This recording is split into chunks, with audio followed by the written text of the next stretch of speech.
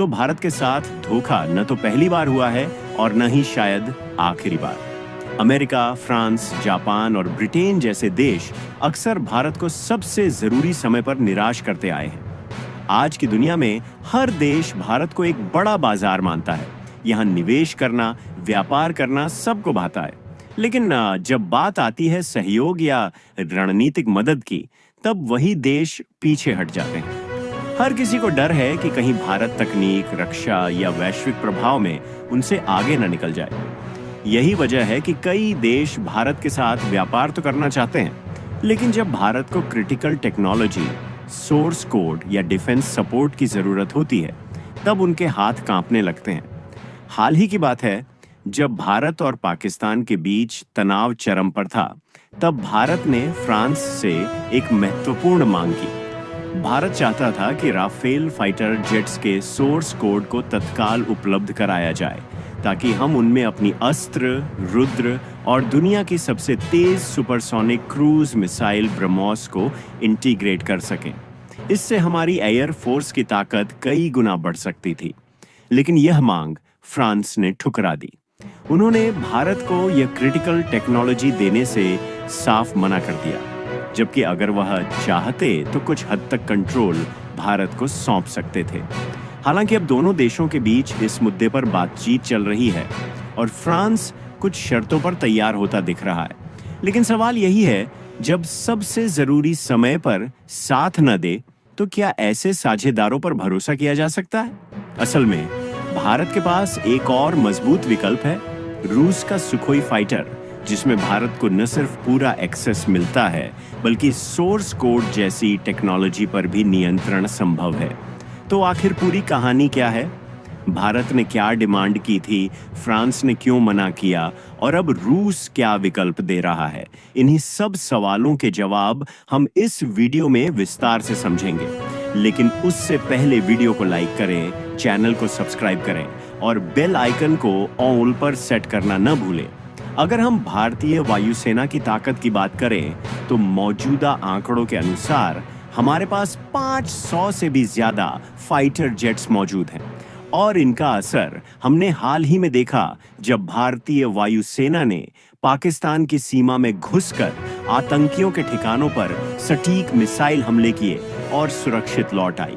पाकिस्तान सिर्फ मिसाइलों की रोशनी देखता रह गया, न उनका कोई एयर डिफेंस काम आया, न ही चीन और तुर्की से खरीदे गए नए हथियार कोई असर दिखा पाए।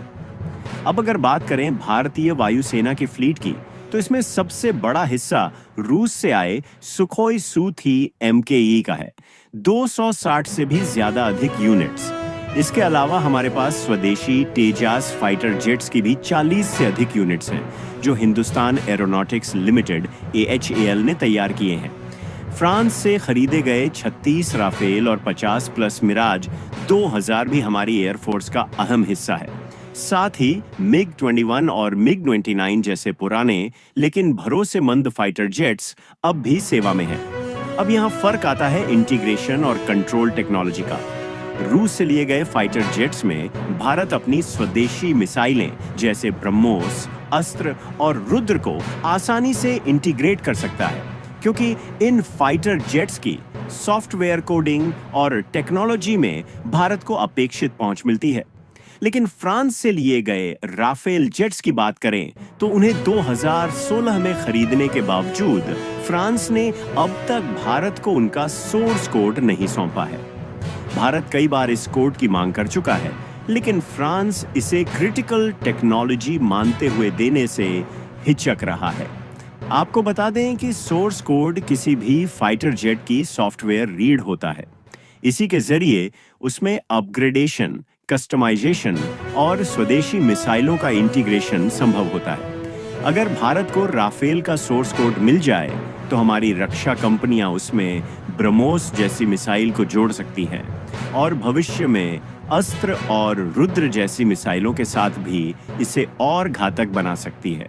अगर हम भारतीय वायुसेना की ताकत की बात करें, तो मौजूदा आंकड़ों के अनुसार हमारे पास 500 से भी ज्यादा फाइटर जेट्स मौजूद हैं और इनका असर हमने हाल ही में देखा, जब भारतीय वायुसेना ने पाकिस्तान की सीमा में घुसकर आतंकियों के ठिकानों पर सटीक मिसाइल हमले किए और सुरक्षित लौट आई। पाकिस्तान सिर्फ मिसाइलों की रोशनी देखता रह गया, ना उनका कोई एयर डिफेंस काम आया, ना ही चीन और तुर्की से खरीदे गए नए हथियार कोई असर दिखा पाए। अब अगर बात करें भारतीय वायुसेना की फ्लीट की, तो इसमें सबसे बड़ा हिस्सा रूस से आए सुखोई Su-30 MKI का है, 260 से भी अधिक यूनिट्स। इसके अलावा हमारे पास स्वदेशी तेजास फाइटर जेट्स की भी 40 से अधिक यूनिट्स हैं, जो हिंदुस्तान एरोनॉटिक्स लिमिटेड HL ने तैयार किए हैं। फ्रांस से खरीदे गए 33 राफेल और 50 प्लस मिराज 2000 भी हमारी एयरफोर्स का अहम हिस्सा है। साथ ही MiG-21 और MiG-29 जैसे पुराने लेकिन भरोसेमंद फाइटर जेट्स अब भी सेवा में हैं।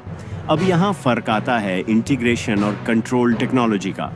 रूस से लिए गए फाइटर जेट्स में भारत अपनी स्वदेशी मिसाइलें जैसे ब्रह्मोस, अस्त्र और रुद्र को आसानी से इंटीग्रेट कर सकता है, क्योंकि इन फाइटर जेट्स की सॉफ्टवेयर कोडिंग और टेक्नोलॉजी में भारत को अपेक्षित पहुंच मिलती है। लेकिन फ्रांस से लिए गए राफेल जेट्स की बात करें तो उन्हें 2016 में खरीदने के बावजूद फ्रांस ने अब तक भारत को उनका सोर्स कोड नहीं सौंपा है। भारत कई बार इस कोड की मांग कर चुका है, लेकिन फ्रांस इसे क्रिटिकल टेक्नोलॉजी मानते हुए देने से हिचक रहा है। आपको बता दें कि सोर्स कोड किसी भी फाइटर जेट की सॉफ्टवेयर रीड होता है। इसी के जरिए उसमें अपग्रेडेशन, कस्टमाइजेशन और स्वदेशी मिसाइलों का इंटीग्रेशन संभव होता है। अगर भारत को राफेल का सोर्स कोड मिल जाए तो हमारी रक्षा कंपनियां उसमें ब्रह्मोस जैसी मिसाइल को जोड़ सकती हैं और भविष्य में अस्त्र और रुद्र जैसी मिसाइलों के साथ भी इसे और घातक बना सकती है। देखिए, ये पहली बार नहीं हुआ है। पश्चिमी और यूरोपीय देश जब तक पब्लिक सपोर्ट की बात आती है तब तक भारत के साथ खड़े नजर आते हैं, लेकिन जैसे ही अंदर खाने किसी क्रिटिकल टेक्नोलॉजी की बात आती है, जैसे ही रणनीतिक सपोर्ट की बात होती है, ये देश चुप्पी साध लेते हैं। ताजा उदाहरण है फ्रांस का। जब भारत ने राफेल के सोर्स कोड की इमरजेंसी में मांग की ताकि उसमें ब्रह्मोस, अस्त्र और रुद्र जैसी मिसाइलें इंटीग्रेट की जा सकें, तब फ्रांस ने साफ मना कर दिया। अब सवाल उठता है, क्या हमारे पास कोई विकल्प नहीं है? विकल्प है। रूस का सुखोई Su-33 जिसकी स्पीड 2.3 मैक से ज्यादा है, राफेल मरीन से बेहतर परफॉर्मर है।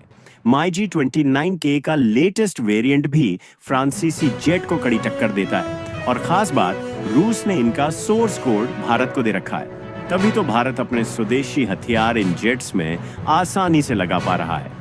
तो फिर सवाल यह भी उठता है कि भारत 63,000 करोड़ रुपए में राफेल मरीन क्यों खरीदे? शायद इसलिए क्योंकि राफेल टेक्नोलॉजी और सेंसर क्वालिटी के मामले में एडवांस है, लेकिन फ्रांस का सोर्स कोड न देना भारत की आत्मनिर्भर डिफेंस पॉलिसी के खिलाफ है। लेकिन अब मौका है समझदारी से शर्तें रखने का। नेवी को 111 फाइटर जेट्स की जरूरत है। भारत ने अमेरिका और फ्रांस से बातचीत शुरू की है। ऐसे में दबाव बनाकर कुछ खास शर्तों के साथ सोर्स कोड की डील की जा सकती है। अब आप बताइए, क्या आपको लगता है कि फ्रांस दबाव में आकर सोर्स कोड देगा या नहीं? नीचे कमेंट करें, इस वीडियो को लाइक करें और अपने दोस्तों के साथ शेयर करें ताकि वो भी इस अहम जानकारी से अपडेट रहें। और हाँ, अगर ऐसी ही और straight to the point defence और